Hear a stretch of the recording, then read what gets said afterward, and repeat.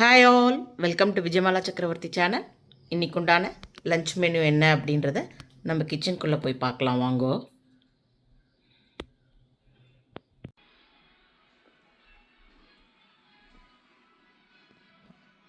Hi all, welcome to Vijayamala சக்கரவர்த்தி channel. So இன்னைக்கு உண்டான டே பார்த்தேன் அப்படின்னாக்கா எங்களோட வெட்டிங் டே. ஸோ உங்கள் எல்லார்கிட்டையும் இந்த குரூப்பில் இருக்கிற எல்லா என்னோட ஃபேமிலி மெம்பர்கிட்டையுமே நான் வந்து ஆசீர்வாதம் வாங்கிக்கிறேன். பெரியவா எல்லாருமே கண்டிப்பாக ஆசீர்வாதம் பண்ணுங்க. ஸோ அதுக்கப்புறமா ஸோ இன்னைக்கு உண்டான தலைவிக்கு நான் என்னென்னலாம் எடுத்து வச்சிருக்கேன் அப்படின்றத உங்ககிட்ட காமிக்கிறேன். ரொம்ப ஸ்பெஷல் டிஷ்ஷுன்னு பார்த்தா இன்னைக்கு பெருசாக ஒன்றும் கிடையாது. நம்மளுடைய நாள் கிழமைகள்லாம் பண்ணுற மாதிரியான ஒரு அது பொடி அரைச்ச ஒரு கல்யாண சாம்பார் ஒன்று பண்ணுறேன். அதுக்கப்புறமா வந்து முட்டைக்கோஸ் தேங்காய் போட்ட காய், கல்யாணத்துலலாம் எப்படி ஒரு மெனு இருக்குமோ அந்த மாதிரி தான் இருக்க போகிறது. பாயசம்னு பெருசாக பண்ணலை. காரணம் என்னன்னா அதுல திருப்பி இந்த பால் அலர்ஜி ஆறுது. இந்த ரிசப்ஷன் ஒன்று போயிட்டு வந்துட்டு அங்க இந்த ரபடி ஒரு ஆப்பிள் சினமன் ஜிலேபி காமிச்சிருந்தேன் ஷார்ட்ஸ்ல. அது மேல ஒரு ரபடி குத்துவா. அந்த ரபடி வந்து எனக்கு ரொம்ப பிடிச்சது, பன்னீர் ரொம்ப பிடிச்சது. இந்த ரெண்டு ஐட்டமுமே என் உடம்புக்கு இப்ப சேர மாட்டேங்கிறது. இந்த ரெண்டு ஐட்டத்தையும் கொஞ்சம் டேஸ்ட் பண்ணிட்டேன், ரொம்ப பாதர் பண்றது. ஸோ அதனால பால் ஐட்டங்கள் ரிலேட்டடா எதுவுமே இல்லாம பண்ணிக்கலாம். இன்னைக்கு ஸ்வீட் வேண்டாம். நான் வந்து அது என்ன மாம்பழம் வாங்கிட்டு வந்தேங்கிரி, இமாம் பசந்த் மாம்பழம் வாங்கிட்டு வந்தேன். ஸோ அதுதான் இன்னைக்கு ஸ்வீட். வடை பண்ணி ஒரு கீரை வந்து பாலக் ரொம்ப நாள் ஆச்சு பண்ணி. ஸோ அதனால எங்க ரெண்டு பேருக்கு மட்டும் பாலக், அப்பாவுக்கு பாலக் கொடுக்க கூடாது. ஸோ அதனால அப்பாவுக்கு பாலக் கிடையாது. அதுக்கப்புறமா வடை, மசால் வடை தான். ஸோ இதெல்லாம் தான் இன்னைக்கு உண்டான மெனுவில் இருக்க போகிறது. வாங்க, ரொம்ப டைம் வேஸ்ட் பண்ணாம கிடுகிடுன்னு இன்னைக்கு உண்டான லஞ்ச் வீடியோக்கு போகலாம். இதுக்கப்புறமா நான் இன்னைக்கு டேல நான் என்னென்னலாம் பண்ணேன் அப்படின்றத இந்த வீடியோவோட பின்னாடி அதை ஆட் பண்ணிடுறேன். தனியா ஒரு விளாகாலாம் போட வேண்டாம்.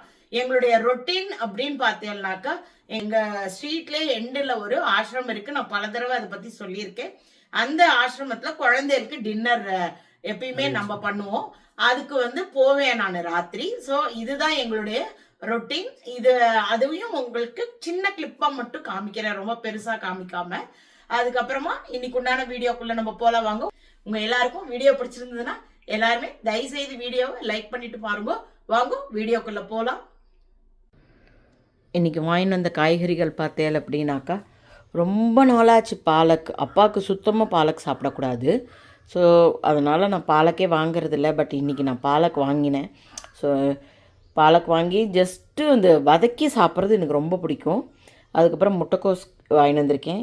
ஒரு 4-5 கத்திரிக்காய், 2 உருளைக்கிழங்கு, அதுக்கப்புறமா ஒரு கட்டு கொத்தமல்லி வாங்கினேன். தேங்காய் 1, முருங்கைக்காய். ட்ராகன் ஃப்ரூட் சீசன் இப்போ ரொம்ப நல்லா கிடைக்கிறது. ஸோ யாருக்கெல்லாம் அனிமிக் இருக்குது, பிளட் கவுண்ட் கம்மியாக இருக்குது, இப்போ சீசன் டெங்கு வரும். லாஸ்ட் இயர் இதே சீசனில் தான் என் பொண்ணுக்கு டெங்கு வந்தது. ஸோ அந்த டைம்லலாம் வந்து கம்ப்ளீட்டாக நம்ம வந்து ட்ராகன் ஃப்ரூட்ஸ் வந்து ஜூஸ் கொடுத்தேன். ஸோ பிளேட்லெட் கவுண்ட்ஸ் உங்களுக்கு நல்லா இம்ப்ரூவ் ஆகும். ஸோ அதனால் நான் இது வந்து சும்மா சீசன் நன்னா இருக்குது பழம்னு சொல்லி வாங்கிட்டு வந்தேன். அப்புறமா வடைக்கு வந்து கடலைப்பருப்பு ஊற போட்டுருக்கேன். ஸோ இன்றைக்கு உண்டான மெனுவில் இந்த காய்கறிகள்லாம் தான் இருக்க போகிறது. வாங்கோ நம்ம குக்கிங்குள்ளே போகலாம்.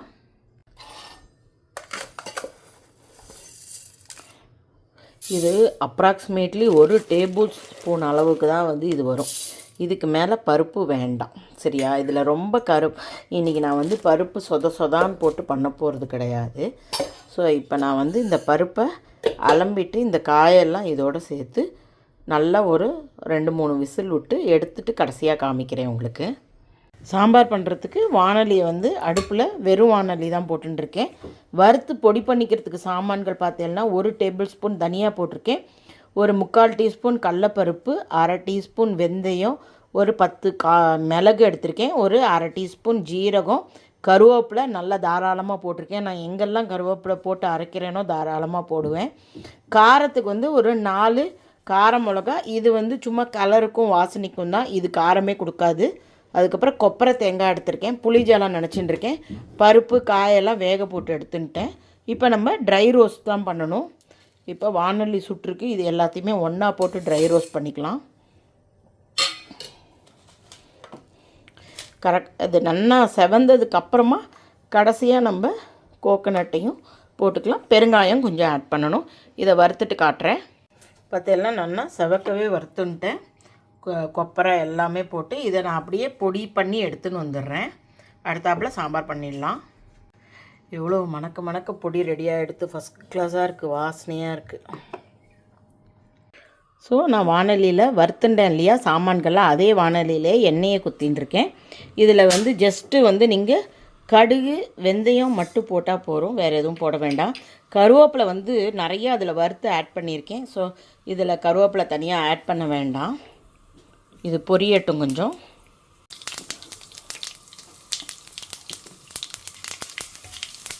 பெருங்காயம் ஆட் பண்ணியிருக்கேன். இதில் நான் அப்படியே புளிஜலம் ஆட் பண்ணிடுறேன்.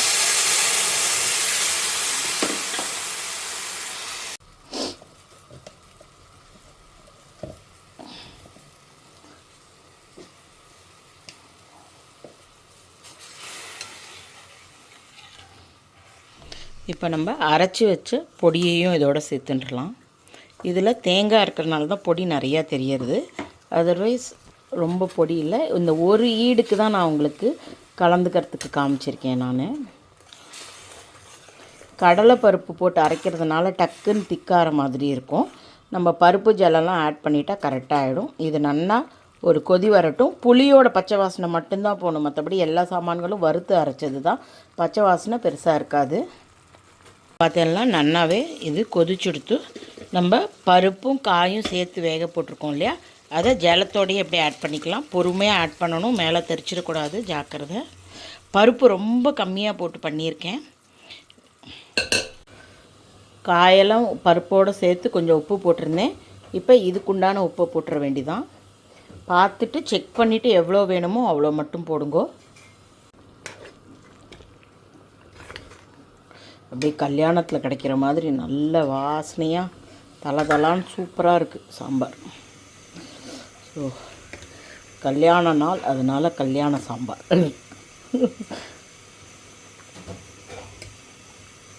ஸோ இதுக்கு மேலே நம்ம கொத்தமல்லி தழை போட வேண்டிதான். ஸோ நமக்கு பொடி அரைச்ச சாம்பார் நமக்கு ரெடி ஆகிடுத்து. அடுத்தாப்பில் பாலக் பண்ணிக்கலாம். ஃபஸ்ட் கிளாஸாக இருக்குல்ல சாம்பார் பார்க்குறதுக்கு. ஸோ நம்ம இதை மூடி வச்சிடலாம். ஸோ வானலியில் கொஞ்சம் எண்ணெய் குத்தின்னு இருக்கேன்.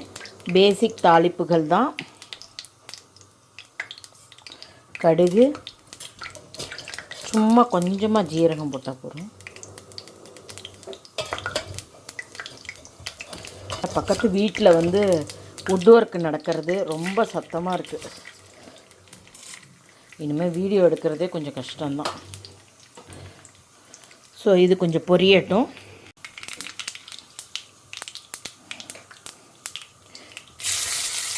ஒரே ஒரு வெங்காயம் போட்டிருக்கேன்.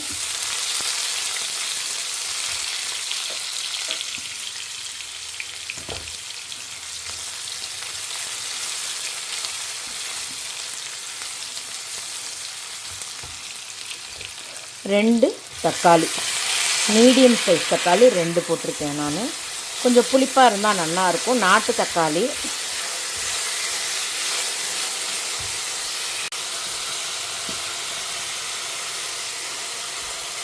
தனியா ஒரு 1/2 டீஸ்பூன், மஞ்சப்பொடி ஒரு 1/4 டீஸ்பூன், காரப்பொடி ஒரு 1/2 டீஸ்பூன், ஜாஸ்தி வேண்டாம்.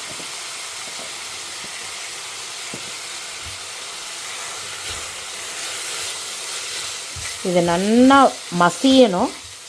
ஸோ தட் அதுக்கப்புறமா நம்ம பாலக்கை ஆட் பண்ணலாம். பாலக்கை ஆட் பண்ணால் சட்டுன்னு வந்து குன்னி போயிடும், பாலக் சீக்கிரமாக வதங்கிடும். ஸோ அதனால் இது கொஞ்சம் நேரம் வதங்கட்டும். இதுக்குண்டான உப்பை போட்டுக்கலாம். ஸோ உப்பை போட்டுட்டா சீக்கிரமாக வதங்கிடும்.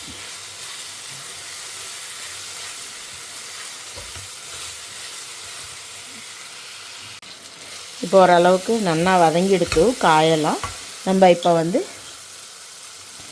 பாலக்கை ஆட் பண்ணிக்கலாம். அதுக்குள்ளே அங்கே எங்கள் அப்பாவுக்கு அவசரம். ஐயோ, இந்த அடுப்பு வேலை ஒரு பக்கம், அப்பா ஒரு பக்கம், ரொம்ப இம்சையாக இருக்குது. இதுக்கு நடுவில் வீடியோ எல்லாம் பயங்கர அமக்கலமான கூத்தாக தான் இருக்குது பார்த்தாக்க. சில நேரத்தில் காமெடியாகவே இருக்குது. வரேன்ப்பா வரேன், வெயிட் பண்ணு, இதை கலந்து வச்சுட்டு வரேன் இரு. ஸோ இதை அப்படியே ஆட் பண்ண வேண்டிதான். ஆட் பண்ணிவிட்டு இது நல்லா குன்னி வர வரைக்கும் இதை வதக்க வேண்டிதான். ஸோ கரெக்டான இந்த கன்சிஸ்டன்சி இருந்தால் கரெக்டாக இருக்கும். ரொம்ப ட்ரையும் வேண்டாம், ரொம்ப கிரேவியும் வேண்டாம். தொட்டு சாப்பிட்றதுக்கு நல்லாயிருக்கும். சப்பாத்தி பண்ணிட்டா சப்பாத்திக்கு கூட இது நல்லாயிருக்கும். ஸோ இதை நான் இப்போ பவுலில் ட்ரான்ஸ்ஃபர் பண்ணிவிட்டு அடுத்தாப்பில் முட்டைக்கோஸ் காய் பண்ணிக்கலாம். முட்டைக்கோஸ் காய் பண்ணுறதுக்கு பேசிக் தாளிப்புகள் தான்.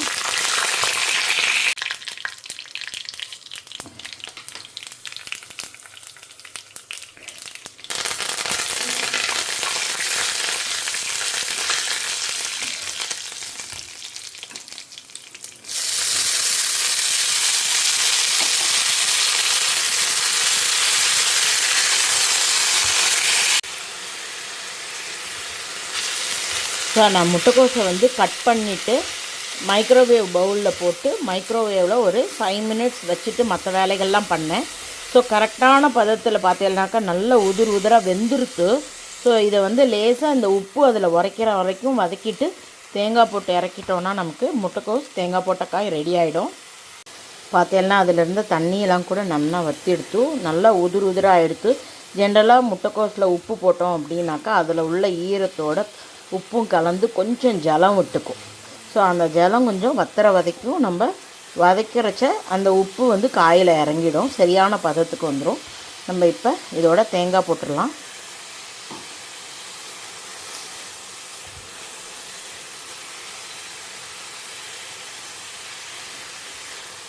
இது கொஞ்சம்தான் காய் இருக்குது, இம்மீடியட்டாக செலவழிஞ்சிடும். ஸோ அதனால் ரொம்ப நேரம் வதக்க வேண்டாம். ஸோ நமக்கு முட்டைக்கோஸ் தேங்காய் போட்ட காய் ரெடி. நான் அடுப்பை ஆஃப் பண்ணிவிடுறேன். பார்த்தேன்னாக்கா அடுத்தாப்பில் நம்ம வந்து மசால் வடை பண்ணுறதுக்கு கடலப்பருப்பு ஊற வச்சுருந்தேன் இல்லையா. ஸோ அதோடு சேர்த்து சோம்பு, உப்பு, அதுக்கப்புறமா வத்த மிளகா போட்டுருக்கேன். பியாடிகை சில்லி தான், தாராளமாக போட்டுக்கலாம். கொஞ்சம் கலர் கூட கொடுக்கும், வாசனையாகவும் இருக்கும், காரம் கம்மியாக இருக்கும்.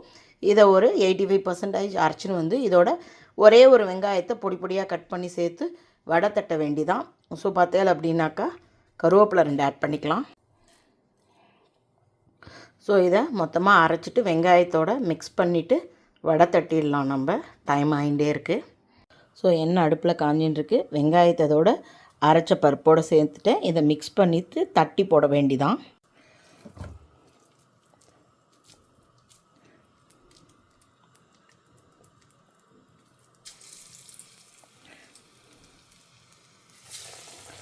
மணி ஆகிடுத்து, பதட்டம் வர ஆரம்பிச்சுடுத்து.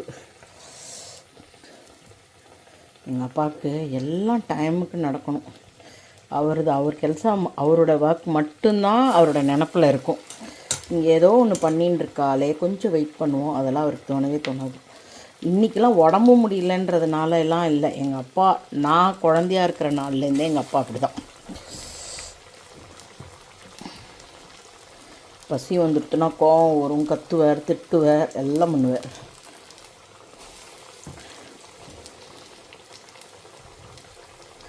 எங்கள் அம்மா உடனே சொல்லுவோம், அப்பாவுக்கு பசி வந்துடுத்து, யாரும் பேசாதீங்கோ, அப்பா ரொம்ப திட்டுவா, அப்புறம் அடி வாங்கிப்பேல் அப்படின்வா. இன்னி வரைக்கும் எங்கள் அப்பாவுக்கு அப்படியே ஓடின்னு இருக்கு பொழப்பு நன்னா. இவர் மட்டும் மாட்டு பொண்ணுக்கிட்ட போய் உட்காந்து சாப்பிட்ருந்தாருன்னா தெரியும். பொண்ணுக்கிட்ட நடக்கிறதுனால இந்த வேலைகள்லாம் ஓடி ஓடி பண்ணின்னு இருக்கேன். நிஜமாகவே sometimes I feel very bad. So இதை நான் எடுத்து கம்ப்ளீட்டாக வடையை எடுத்துகிட்டு கடைசியாக காமிக்கிறேன். ஸோ கல்யாண நாள் ஸ்பெஷல் மீல்ஸ் பார்த்தேன் அப்படின்னாக்கா, ஸ்பெஷல் மீல்ஸ் எல்லாம் ஒன்றுமே இல்லை, ரெகுலர் மீல்ஸ் தான். அப்புறமா கத்திரிக்காய், உருளைக்கிழங்கு, முருங்கைக்காலாம் போட்டு பொடி அரைச்ச கல்யாண சாம்பார் பண்ணியிருக்கேன். அதுக்கப்புறமா பாலக் வந்து வதக்கியிருக்கேன், வெங்காயம் தக்காளி எல்லாம் போட்டு. தேங்காய் போட்ட முட்டைக்கோஸ் காய் பண்ணியிருக்கேன். மசாலா வடை, அரிசி அப்பளம், ஸ்வீட் பண்ணலை, அதுக்கு பதிலாக மாம்பழத்தை கட் பண்ணி வச்சுட்டேன். சுட சுட சாதம் ரெடியாக இருக்குது. எனக்கா ஸ்வீட்டில் வந்து அகைன் இந்த மில்க்கு போடுறது எல்லாமே எனக்கு ரொம்ப உடம்பை அஃபெக்ட் பண்ணுறது. அதுக்குன்னு திருப்பி லாக்டோஸ் ஃப்ரீ மில்க் போட்டு பண்ணாக்கா இதுவாக இருக்கும். ஸோ எங்கள் ஹஸ்பண்ட் சொல்லிட்டார், அதெல்லாம் பண்ணவே வேண்டாம், நீ மாம்பழத்தை வை, அதுவும் ஸ்வீட்டு தான் அப்படின்ட்டாரு. ஸோ மாம்பழத்தை கட் பண்ணி வச்சுட்டேன் இன்றைக்கி. ஸோ இதுக்கப்புறமா என்னென்ன இன்றைக்கி டேயில் நடந்ததுன்றது இந்த வீடியோவுக்கு அப்புறமா கண்டினியூஸாக வரும். ஸோ நான் இப்போ இந்த வீடியோவை முடிக்கலை. இதுக்கப்புறம் இன்றைக்கி டேயில் நான் என்ன பண்ணேன்றதை நீங்கள் அடுத்தடுத்து பாருங்கோ. ஓகேவா?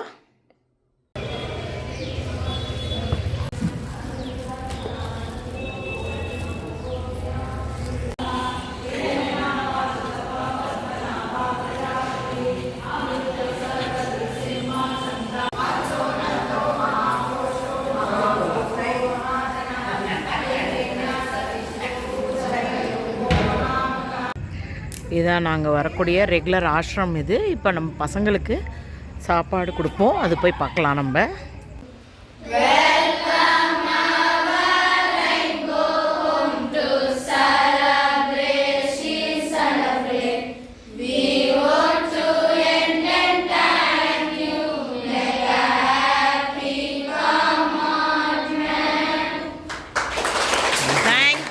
Thank you so much. Mala madam ಅವರದು ವೆಡ್ಡಿಂಗ್ ಆನಿವರ್ಸರಿ ಇದೆ, ಎಲ್ಲರೂ ವಿಶ್ ಮಾಡಬೇಕು. Wish you happy wedding anniversary Mala madam and Giri sir. God bless you. Thank you so much. ಏನದು? ಗ್ರೀಟಿಂಗ್ಸ್. ನಿನ್ನ ಹೆಸರೇನು? ನಿಂದು? Bharathi Purnima. Okay, thank you. So nice. Very good.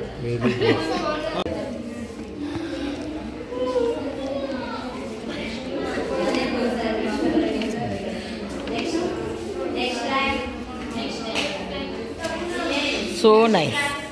ரொம்ப அழகாக இருக்குது. Very precious. இது நிஜமாகவே வெரி ப்ரீஷியஸ். ஃபுட்ஸ் எல்லாம் அரேஞ்ச் பண்ணிட்டு இருக்கா கொடுக்கறதுக்கு குழந்தைகளுக்கு. அழகாக போய் உடனே எல்லாம் ஃபார்ம் பண்ணிடுதுங்க லைனை. ரொம்ப டிசிப்ளினாக இருக்குது குழந்தைகள். ரொம்ப ஆசையாக அழகாக இருக்குது. நான் ரொம்ப வருஷமாக இந்த ஆசிரம் வந்துட்டுருக்கேன். ஸோ எவ்ரி டைம் பார்க்கச்சு எனக்கு அவ்வளோ ஒரு ஹாப்பியை கொடுக்கக்கூடிய ஒரு இடம் இது.